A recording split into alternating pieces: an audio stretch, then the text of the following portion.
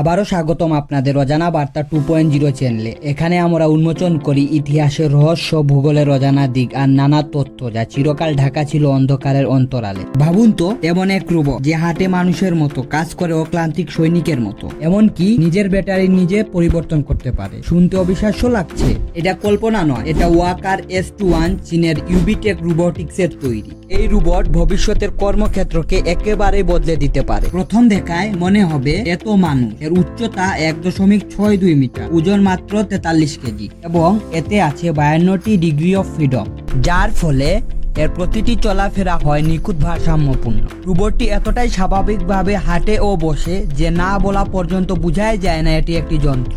কিন্তু আসল চমক এখানেই, ওয়াকার S2 নিজের ব্যাটারি নিজেই বদলায় এবং সেটি করে মাত্র 3 মিনিটেই। এর ভিতরে দুটি 48 ভোল্টের লিথিয়াম ব্যাটারি থাকে।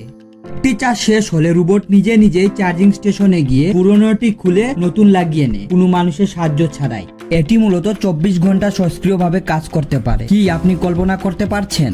শুধু শরীর নয়, ওয়াকার S2 এর মাথায় আছে শক্তিশালী বুদ্ধি। এর ভিতরে রয়েছে ব্রেইনেট 2.0 এবং কো এজেন্ট AI। এটি মূলত একটি ডুয়েল ইন্টেলিজেন্স সিস্টেম যা একে মানুষের মতো চিন্তা করার ক্ষমতা দেয়। ওয়াকার S2 চিনতে পারে মানুষের বস্তু পরিপার্শ্বিকতা এবং সে অনুযায়ী নিজেই সিদ্ধান্ত নেয়, নতুন পরিবেশে মানিয়ে নেয় নিজের মতো করে। তাহলে প্রশ্ন হচ্ছে, এই ধরনের বুদ্ধিমান রোবট আমাদের জায়গা নেবে কিনা? এই রোবটের ব্যবহার ক্ষেত্র শুধু এক জায়গায় সীমাবদ্ধ নয়। কোন প্রশ্ন হচ্ছে, আমরা কি তৈরি এরকম যুগের জন্য? আপনার মতামত কমেন্ট বক্সে জানাতে ভুলবেন না। আমাদের ভিডিওটি যদি ফেসবুকে দেখে থাকেন তাহলে ফেসবুক পেজটিকে লাইক এন্ড ফলো করুন এবং ইউটিউবে দেখে থাকলে চ্যানেলটি সাবস্ক্রাইব এবং বেল আইকনটি প্রেস করে আমাদের সাথেই থাকুন। ধন্যবাদ।